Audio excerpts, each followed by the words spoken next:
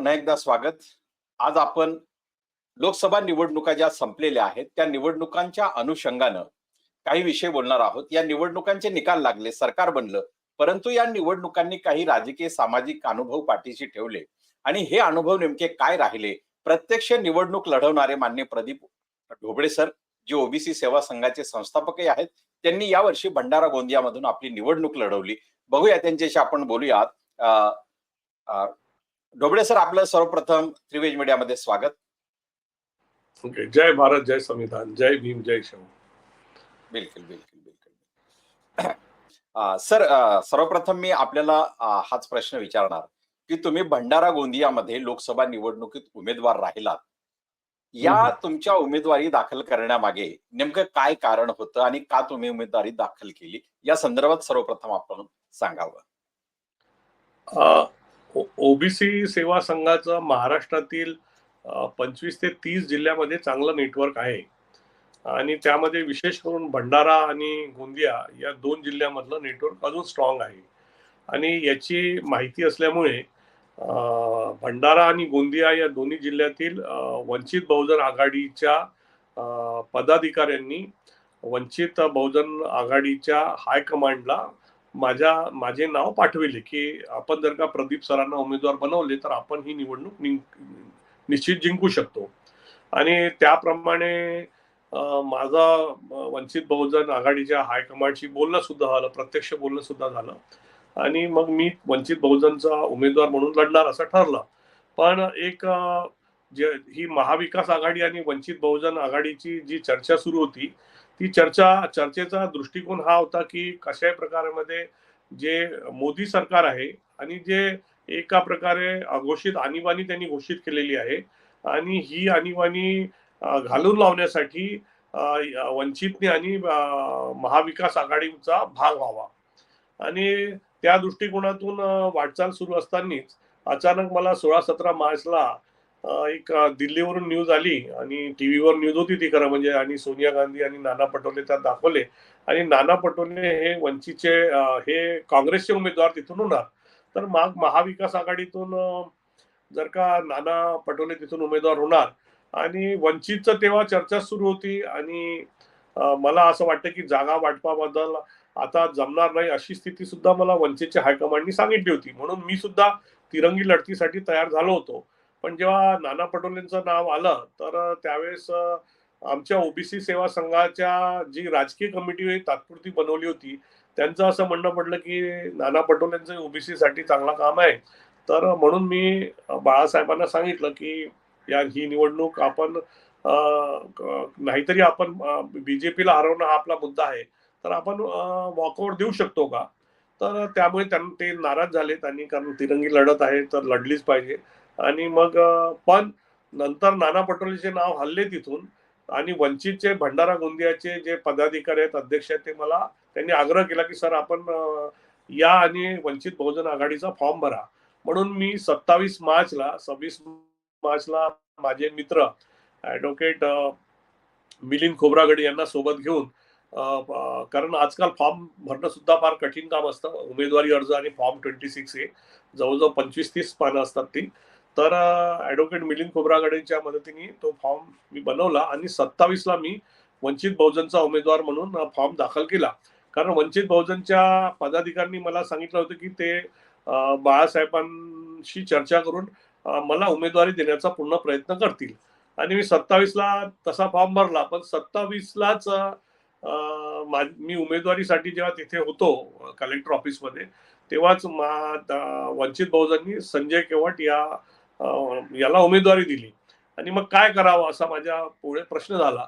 तर त्यावेळेस वंचित बहुजनचे जे उपाध्यक्ष होते सर्वजित बनसोड आणि त्यांच्याशी माझी चर्चा झाली आणि मग माझं नाव एबी फॉर्मवर 2 नंबरवर टाकावं का आणि मग 1 नंबरवर असलेला उमेदवार विड्रॉ करता येईल का, अशासारखी चर्चा झाली. पण हायकमांडचं असं म्हणणं पडलं की एकदा उमेदवार आपण घोषित केला तर त्याला विड्रॉ करणं हे बरोबर नाही असं मला मेसेजद्वारे त्यांनी कळवलं. पण आता फॉर्म भरायला मी आलोच होतो तर मी फॉर्म भरून टाकला.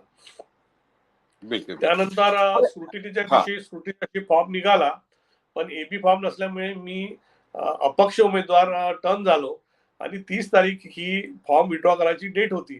तर मी 30ला मग पुन्हा फॉर्म विड्रॉ करायला नागपूरहून निघालो. आईची तब्येत बरी नसल्यामुळे तिला दवाखान्यात सकाळी घेऊन गेलो.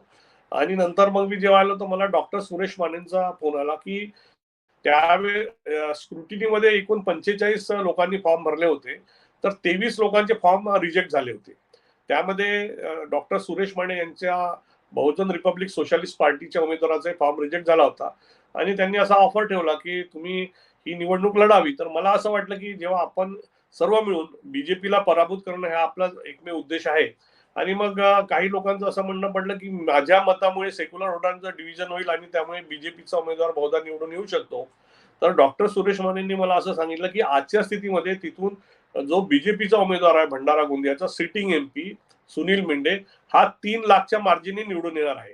तुम्ही 50,000 1 लाख मतं जरी घेतले तरी तुमच्यामुळे तो काही उमेदवार पडणार नाही. हा पहिला पॉईंट त्यांचा होता.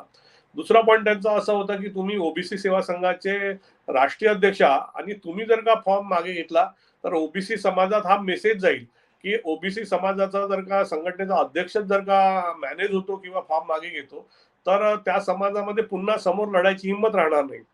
आणि त्यांनी मला सांगितलं की माझा नेटवर्क आहे, माझा फॉर्म रिजेक्ट झालेला आहे.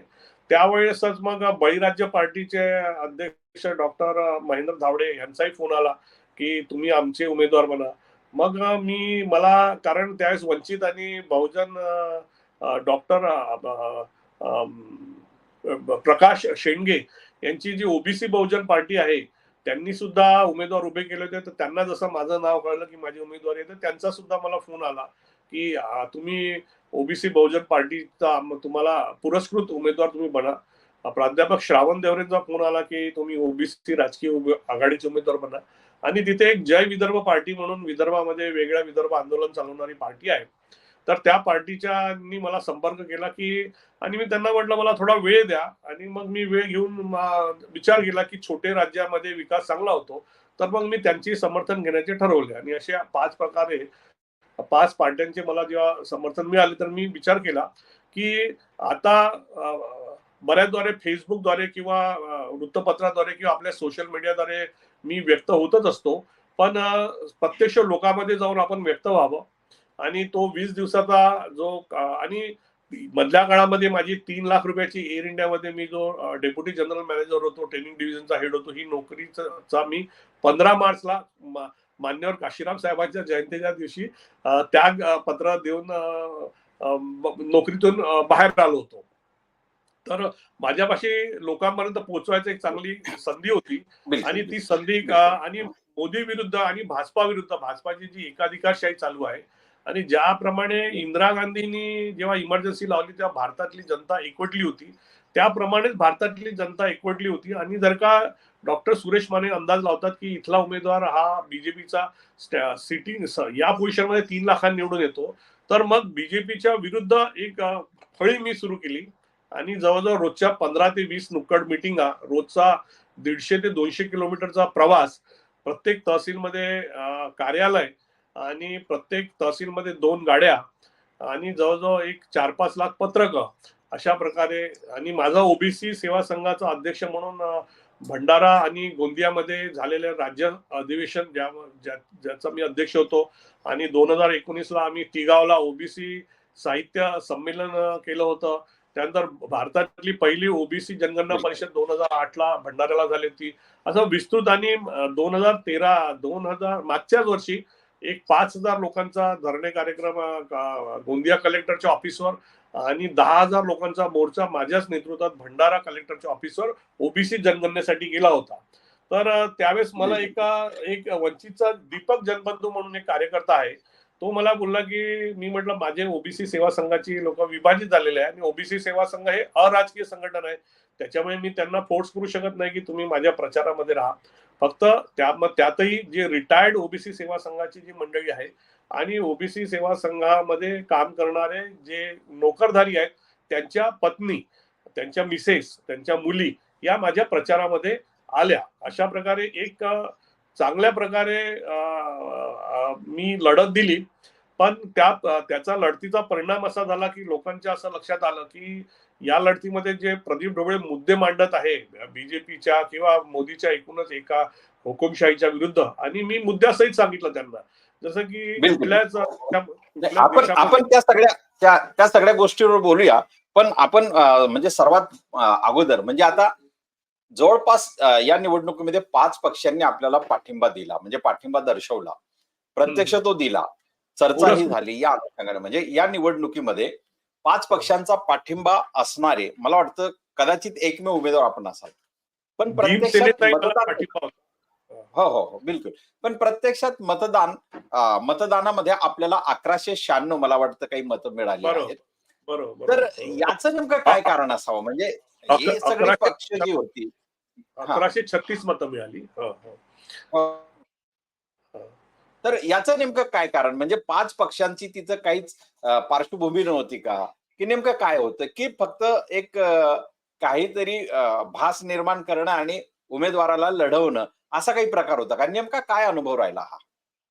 नाही, त्याच्यामध्ये मी मग जेव्हा जेव्हा मला पण अशी अपेक्षा होती की मला बऱ्यापैकी मतं मिळतील म्हणून.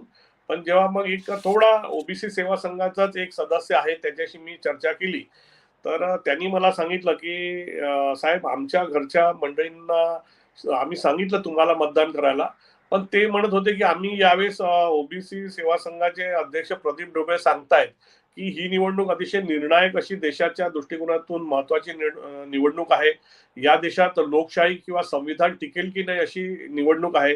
तर यावेळेस त्यांच्या घरच्या म्हणजे त्यांच्या मिसेसनी आणि त्यांच्या मुलींनी सुद्धा त्यांना स्पष्ट सांगितलं की आम्ही प्रदीप ढोबळेंच्या विचारासोबत जातो आहे, पण प्रदीप ढोबळे सोबत यावेळेस आम्ही जाऊ शकत नाही. कारण की संविधान आणि लोकशाही हे जास्त महत्वाची आहे हे तेच सांगतायत.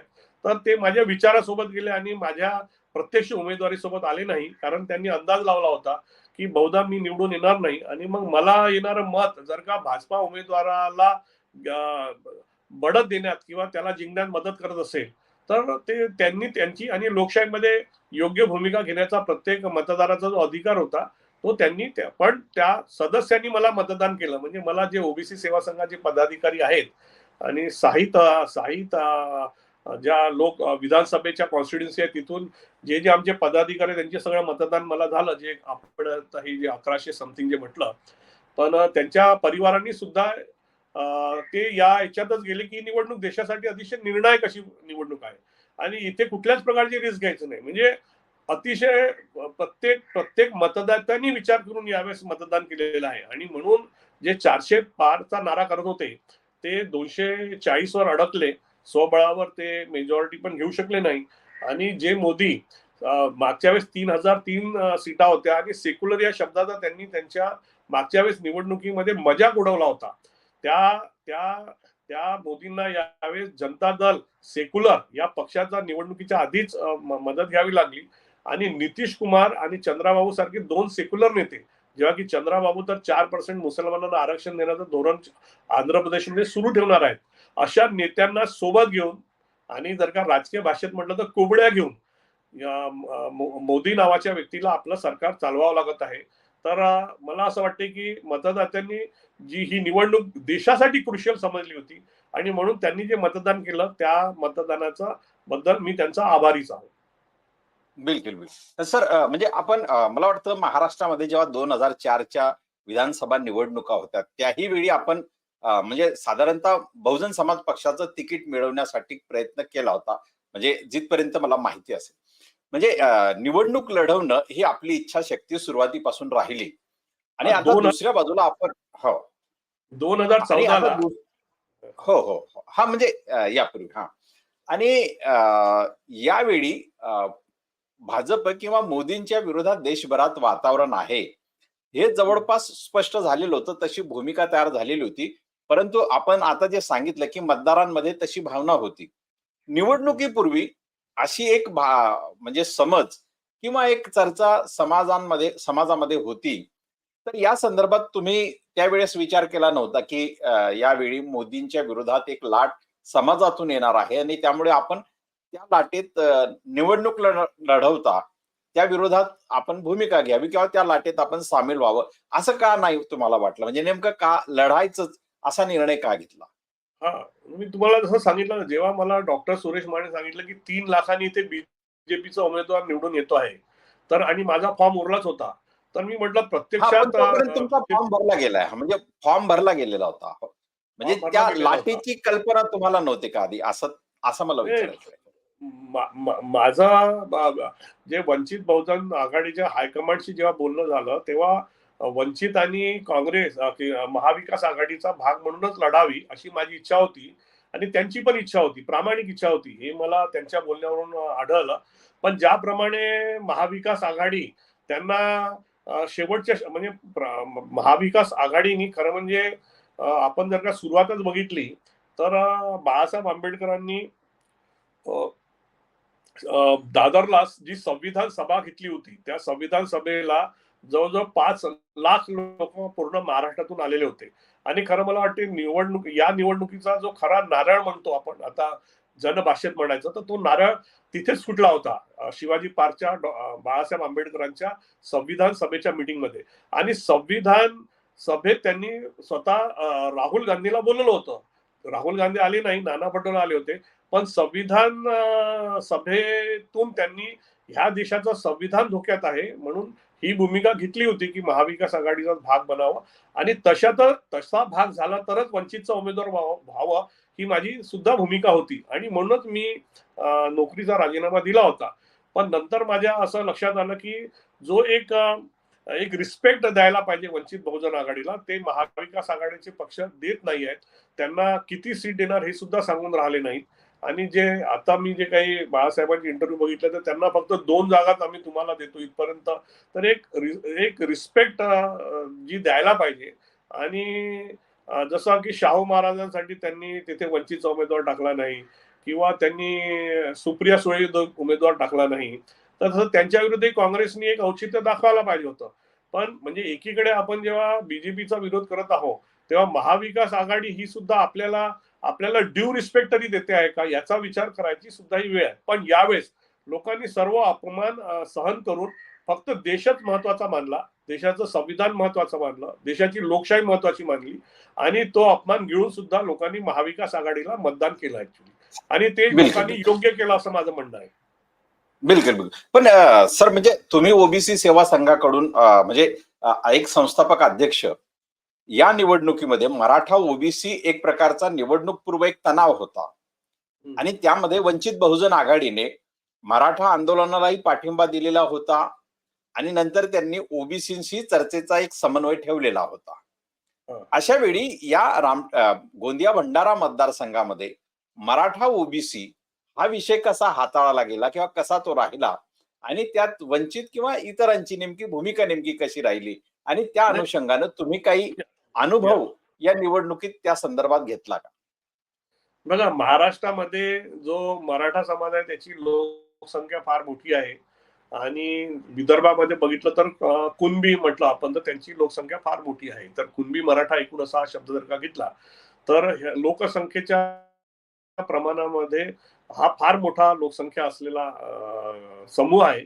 आणि मी काही निवडणुकीच्या दृष्टिकोनातून महत्वाचे जे टप्पे असतात ते पण बघावे लागतात. तर मला असं लक्षात आलं की त्यावेळेस नवभारतमध्ये एक न्यूज आली होती, कारण तिथे भारताला स्वातंत्र्य मिळालं तेव्हापासून म्हणजे तिथे 3 लाख कुणबी मतदान आहे, 3 लाख तेली मतदान आहे, 3 लाख बौद्ध मतदान आहे आणि 2 लाख पोवार मतदान आहे. तर जेव्हा काँग्रेस आणि बीजेपी या दोन्ही पक्षांनी कुणबी उमेदवार दिले होते तर त्यावेळेस 19 मार्चला नवभारतमध्ये एक न्यूज पण आली होती की यावेळेस तेली आणि पोवार समाज हा खासा नाराज आहे आणि त्यांना जर का एखादा अपक्ष उमेदवार जर का मिळाला आणि त्यांनी ती आपली मतं वळवली तर एखाद्या अपक्ष उमेदवार सुद्धा इथून निवडून येऊ शकतो. ही जी नवभारतने जी केलेलं अनालिसिस होतं ते म्हटलं मग असा अपक्ष उमेदवार मीच ठरू शकतो कारण मी ओबीसी सेवा संघाचा अध्यक्ष आहे आणि ज्या भंडारा भागामधले कुणबी आणि तेली हे माझे मोठ्या प्रमाणात पदाधिकारी आहेत, तर त्याचप्रमाणे गोंदियामध्ये पोवार समाजाचे म्हणजे फार मोठ्या प्रमाणात पदाधिकारी आहेत. तर मला असं वाटलं की 3 लाख तेली, 2 लाख पवार, 5 लाख हे ओबीसीचं मतदान आणि कुणबी समाजातल्या काही प्रॉमिनंट लोकांनी मला रिस्पेक्टफुली म्हटलं की साहेब जे उमेदवार आहेत त्यापेक्षा तुमची उमेदवारी फार स्ट्रॉंग आहे आणि एक उच्च शिक्षित उमेदवार BE electronics, MBA production finance management, BA economic history political science, LLB, LLM post graduate diploma in human rights law, 10वीचा फर्स्ट मेरिट 1982 बॅचचा. त्याच्यामुळे तुमची एक मोठी ओळख आहे. कुणबी जरी असलो तरी आम्ही तुम्हाला मतदान करू. आणि मग 3 लाख कुणबी आहे तर 2 कुणबी उमेदवार आहे तर त्यांच्यामध्ये मताचं डिव्हिजन होईल. आणि ओबीसीचं तेली 3 लाख किंवा पवार 2 लाख आणि जे बौद्ध आहेत त्यांचं 3 लाख मतदान आहे. तर माझे फार मोठ्या प्रमाणामध्ये बौद्ध समाजामध्ये बौद्ध आपल्या बुद्धिस्ट बांधवामध्ये वाचक आहेत. तर त्यांचे मला तिथल्या खेड्यापाड्यातून फोन यायचे की साहेब मी आज आरक्षणाची पोटुकी वाचलं, साहेब मी मुख्यमंत्री नाटक बघितलं, साहेब मी अज्ञानाचे बळी वाचलं. तर हे छोट्या छोट्या खेड्यातून मला. आणि मागच्या 20 वर्षात माझी असं तुम्ही म्हणाल की सामाजिक कर्मभूमीच भंडारा गोंदिया राहिलेली आहे. म्हणजे जेव्हा मी नागपूरचा दौरा करायचो तर माझा भंडारा गोंदियामध्ये कुठला ना कुठला एखादा दुसरा कार्यक्रम असायचाच. तर आपली सामाजिक कर्मभूमी पण आहे. पण आपला समाज जो आहे तो तेवढा मॅच्युअर झालेला नाही. कारण त्यांना मोदी गुजरात सोडून वाराणसी मधून लढतो तर हिंदुत्वाच्या एजेंडावर चालतो, किंवा उत्तर प्रदेशमध्ये पराभव होतो म्हणून राहुल गांधी वायनाड मधून लढतो तर चालतो. पण ते मला विचारते तुम्ही भंडारा गोंदियातून का लढतात. तर एक फार मोठी इमॅच्युरिटी आपल्या समाजामध्ये आहे. तर मला असं वाटतं की आपली आपली आपली जी समज म्हणतात किंवा सोच म्हणतात तीच फार छोटी आहे. आणि मी जेव्हा वंचितचा उमेदवार होत होतो तेव्हा पण मी बीएसपीच्या मंडळींना कॉन्टॅक्ट केला आणि त्यांना म्हटलं की तुम्ही तुमचा उमेदवार टाकू नका. कारण म्हटलं मागे अकोल्यामध्ये सुद्धा तुम्ही बाळासाहेबांसाठी उमेदवार टाकला नव्हता. तर आम्ही आमचे पक्ष कसा वाढवायचा. तर मी त्यांना म्हटलं तुम्ही बीएसपी समर्थित वंचितचे उमेदवार प्रदीप ढोबळे असा प्रचार करा. कारण म्हटलं जर का दोन्ही उमेदवार असले तर आपण तर निवडून येणारच नाही. मग कधीतरी फक्त या वंचितचे मतं जास्त की बीएसपीची मतं जास्त, ह्याच राजकारणात किती दिवस आपण काढणार. आणि त्याच्यामुळे कित्येक कार्यकर्त्यांना म्हणजे कित्येक कार्यकर्ते हताश होऊन जातात, म्हणजे निराश होऊन जातात. तर मी म्हटलं कुठेतरी विजय तुम्ही बघितला पाहिजे. आणि एका दृष्टीने कॉलेजच्या दिवसामध्ये मी एक चांगल्या प्रकारचा स्टुडंट पॉलिटिकल लीडर होतो. म्हणजे जे आजचे जे बरेचसे बीजेपीचे आणि काँग्रेसचे विदर्भातले जे मंत्री वगैरे आहेत हे माझ्या समोर उभे राहायची सुद्धा हिंमत करायची नाही. मी जेव्हा कॉलेज लीडर होतो तेव्हा मी फॅकल्टी ऑफ कॉमर्स मधून अनअपोज आलो होतो. फॅकल्टी ऑफ आर्ट्स मधून मी अनअपोज आलो होतो. जिथे की श्रीकांत जिचकार, मुकुल वासनिक, नितीन गडकरी, देवेंद्र फडणवीस ह्या लोकांना अटीतटीच्या लढाव्या लागल्या होत्या. तिथे मी अनअपोज निवडून आलो होतो. म्हणजे एवढा मी माझ्या कामातून लोकप्रिय होतो. तर मला असं वाटलं की माझी ती लोकप्रियता पण कामी येईल. कारण नॉर्मली 1982चा एसएससीचा फर्स्ट मेरिट आणि मिरिट लोक ह्या अशा कामात पडत नाही. राजकारण म्हणजे त्यांच्या दृष्टीने घाण असते. पण तरी समाजाशी माझी नाड असल्यामुळे मी हा विचार केला की नाही आपण राजकारणात पण राहिलं पाहिजे. आणि माझं मुख्यमंत्री नाटक तुम्ही बघितलं असेल तर मला राजकारणाची एक चांगली समज पण आहे. आणि 2009ला मी जेव्हा बीएसपीचा उमेदवार होतो बेलापूर मधून त्या अनुभवातून मी ते मुख्यमंत्री नाटक लिहिलं होतं. पण कुठेतरी मला असं वाटतं की जोपर्यंत थोडा अजून त्याग करायची भूमिका आपल्या समाजात येत नाही तोपर्यंत आंबेडकरवादी चळवळीच्या पक्षांना अजून अनेक वर्ष भविष्यात वाट पाहावी लागेल, किंवा आताच ताबडतोब बिलकुल सुधार करावा लागेल. बिलकुल बिलकुल त्या मतदारसंघामध्ये बहुजन समाज पक्षाच्याही उमेदवाराला 25,000 मतं पडली. या निवडणुकीमध्ये म्हणजे तुमचा एक मतदारांच्या विषयी नेमका अनुभव काय राहिला आणि तुम्ही या निवडणुकीतले नेमके निष्कर्ष काय काढले. बघा आता तिथे मागच्या वेळेस बहुजन समाज पक्षाला 55,000 मतं होती तर ते सुद्धा 20,000 मतावर आले. त्याच्यानंतर वंचितला 45,000 मतं होते तर ते सुद्धा 20,000 मतावर आले. म्हणजे एकूणच लोकांनी वंचित असो की बीएसपी असो किंवा प्रदीप ढोबळे असो याचा विचार न करता कोण निवडून येतो याचा विचार केला. आणि ही निवडणूक मोदी यस की मोदी नो या बेसिसवर झालेली, किंवा मग संविधान हवे की संविधान नको या बेसिसवर झाली. आणि त्याच्यामुळे सरळ मतांचं विभाजन झालं. म्हणजे आज जर का महाविकास आघाडीच्या लोकांना असं वाटत असेल की ते त्यांच्या कर्तृत्वामुळे किंवा त्यांच्या उमेदवारामुळे किंवा उमेदवारां म्हणजे त्यांनी प्रचार चांगला केला त्याच्यामुळे त्यांना हे यश मिळालं आहे, तर ते एका फार मोठ्या संभ्रमामध्ये किंवा अंधारात वावरत आहे असं मला त्यांना सांगावंसं वाटेल. कारण की बीजेपी नको म्हणजे बीजेपीला पाडायचं आहे, मोदीला हरवायचं आहे. आम्हाला आणीबाणी नको, आम्हाला एकाधिकारशाही नको, आम्हाला हिटलरशाही नको, आम्हाला संविधान हवे, आम्हाला लोकशाही हवे, या दृष्टीने मतदान झालेले आहे. म्हणजे म्हणजे काँग्रेसचा उमेदवार तर एकदम नवखा होता तिथे. म्हणजे नाना पटोले हा मॅच्युअर्ड पॉलिटिशियन जेव्हा उभा होत होता तेव्हा मी स्वतःहून माघार घ्यायची भूमिका घेतली होती आणि मी तसं बाळासाहेबांना सांगितलं होतं. पण जो उमेदवार त्यांनी नंतर उभा केला होता तो अतिशय नवखा उमेदवार होता. म्हणजे सामाजिक किंवा राजकीय परिपक्वतेचा जर का विचार केला तर मला तिथली स्वतः लोक म्हणायची की साहेब तुमच्या समोर हा उमेदवार कुठेच काही बसत नाही ऍक्च्युली. पण परिस्थिती अशी होती की लोकांनी हे बघितलं की उमेदवार काँग्रेसचाच निवडून येऊ शकतो. कारण इंडिया आघाडी ही त्यासाठी झालेली आहे बीजेपीला पराभूत करायला, एनडीएला पराभूत करायला. आणि त्यामुळे सर्वच कडे असं झालं. म्हणजे आपण हा राष्ट्रीय दृष्टिकोनातून जर का बघितलं तर एकूण मतदारांचा कल हा असाच होता. या निवडणुकीनंतर तुम्ही पूर्णपणे राजकीय पक्षाचं काम करणार की ओबीसी सेवा संघाचा राजकीय पक्ष काढणार की कुठल्या तरी राजकीय पक्षामध्ये प्रवेश करणार, नेमकं या पुढचा तुमचा प्रवास कसा असेल? या निवडणुकीत मला असं लक्षात आलं की ज्या ओबीसी सेवा संघ हे एक सामाजिक संघटन आहे आणि सामाजिक संघटन हे प्रबोधनाचं काम करत असतं. म्हणजे आर्मी बनवायचं काम करत असतं पण ते स्वतः लढण्याचं काम करू शकत नाही. त्यासाठी तुम्हाला राजकीय संघटनच लागतो. कारण कारण सामाजिक प्रबोधनामध्ये कुणी सहज येऊ शकतो. आणि म्हणूनच मला असं लक्षात आलं की जेव्हा एक राजकीय भूमिका मी घेतली तर माझ्याच सामाजिक संघटनेमध्ये लोकांचे वेगळे विचार आले की आपण आणि म्हणून एक सामाजिक संघटना असल्यामुळे मी कुठल्याच ओबीसी सेवा संघाच्या पदाधिकाऱ्याला किंवा कुठल्या सदस्याला सुद्धा फोन करून असं म्हटलं नाही की बाबा तू प्रचार कर म्हणून. ऍक्च्युली माझा म्हणजे त्यांना असं म्हटलं की तुम्ही सरकारी नोकरीमध्ये आहात तर तुम्ही तुमच्या नोकऱ्या वाचवा, मला भेटू सुद्धा नका तुम्ही, अशा प्रकारे मी त्यांना सांगितलं. कारण म्हटलं ते जास्त महत्वाचं आहे. पण जर का जेव्हा जेव्हा हीच गोष्ट राजकीय होते, ज्या ज्या गोष्टीतून कारण कारण आपण बघतो की कायदे दोन प्रकारे बनू शकतात. एक तर जर का आपण सामाजिक प्रबोधन केलं तर सामाजिक प्रबोधनातून जेही सरकार अस्तित्वात आहे त्याला आपण दबावातून कायदे बनवायला लावू शकतो किंवा राजकीय संघटन म्हणून आपणच सत्तेवर गेलो तर आपण स्वतःच कायदे इनिशिएट करू शकतो. म्हणजे बेसिकली मामला हा कायद्याचाच आहे देशामध्ये. तर तर तर लोक जास्तीत जास्त कायदे बनवायचे जर का असेल तर तुम्हाला सत्तेत जावं लागेल. तर जेव्हा सत्तेत तुम्ही जाता तेव्हा मग हा जो एक भारतीय जाती व्यवस्था किंवा उतरंडीचा जो एक प्रभाव आहे तो तुम्हाला निश्चित जाणवतो की ज्या जाती मजबूत असतात, ज्या जातीची लोकसंख्या जास्त असते ते त्यांचं मेरिट होऊन जातं. त्या उमेदवाराची काही क्वालिटी आहे का त्याचा काही स्वतःची गुणवत्ता आहे पण काही अर्थ राहत नाही.